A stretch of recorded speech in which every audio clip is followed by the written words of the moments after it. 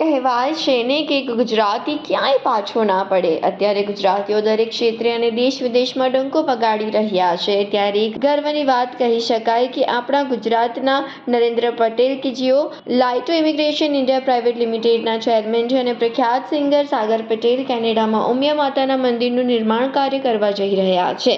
આધ્યાત્મિક પહેલની ઘોષણા સિંગર સાગર પટેલના બર્થડે સેલિબ્રેશન કાર્યક્રમમાં કરવામાં આવી હતી. એજે ધ મ્યુઝિક સ્ટુડિયો દ્વારા આયોજિત આ કાર્યક્રમમાં સિંગર સાગર પટેલ સહિત નરેન્દ્ર પટેલ તથા એજે ધ મ્યુઝિક સ્ટુડિયોના ચેરમેન અંકિત પટેલ ઉપસ્થિત રહ્યા હતા અને તેમણે મહેમાનોનું અભિવાદન કર્યું હતું.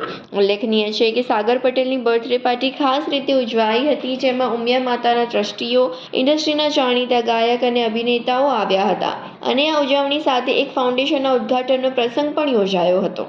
ટીમ મેમ્બર્સને આજે ઘણા બધા મારા મિત્રો અને જેમના સાથે મેં સામાજિક કાર્ય કર્યું છે એવા રાજકીય નેતાઓ અને સામાજિક નેતાઓ જેમને એમનું જીવન પણ સમાજને અર્પણ કર્યું છે એવા ઘણા બધા લોકો અને મારા મિત્રો, મારા ચાહકો, મારા ફિલ્ડમાં જે લોકો મારી સાથે ગાય છે એવા કલાકારો પણ અહીં ઉપસ્થિત રહેવાના છે.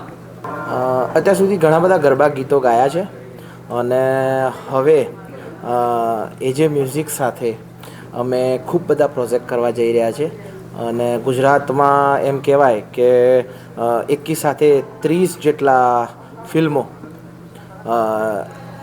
અમે બહાર એનું કરવાના છીએ, રિલીઝ કરવાના છીએ અને એમાં જેટલા પણ ગીતો આવે એ બધા જ તમને ગમે એવા છે, પિક્ચરો પણ ગમે એવા છે અને આવનારા ભવિષ્યમાં ગુજરાતને ગમે એવા ગીત સંગીત લઈને અમે આવવાના છીએ.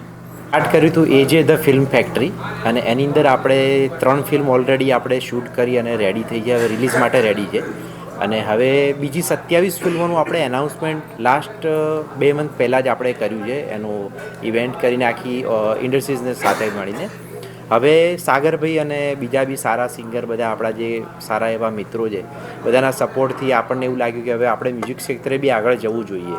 તો એની માટે થઈને આપણે હવે અત્યારે સ્ટાર્ટ કરી રહ્યા છીએ એજે ધ મ્યુઝિક સ્ટુડિયો, જેની અંદર સૌથી પહેલાં આપણે સાગરભાઈની આજે એમનો બર્થડે છે તો 31 વર્ષ એમને પૂરા થયા, તો એની એક ગિફ્ટ તરીકે આપણે એક સૌથી પહેલાં સ્ટાર્ટ કરશું 31 ટ્રેક્સ સાગરભાઈની રિલીઝ કરીને.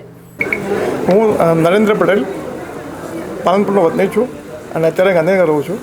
મારી પોતાની કંપની છે લાઇટો ઇમિગ્રેશન, જે કેનેડાના ઇમિગ્રેશન પીઆરનું કામ કરે છે અને આ વર્ષે સાગરભાઈ સાથે આપણે કેનેડામાં નવરાત્રિમાં ગરબાનું આયોજન કર્યું છે.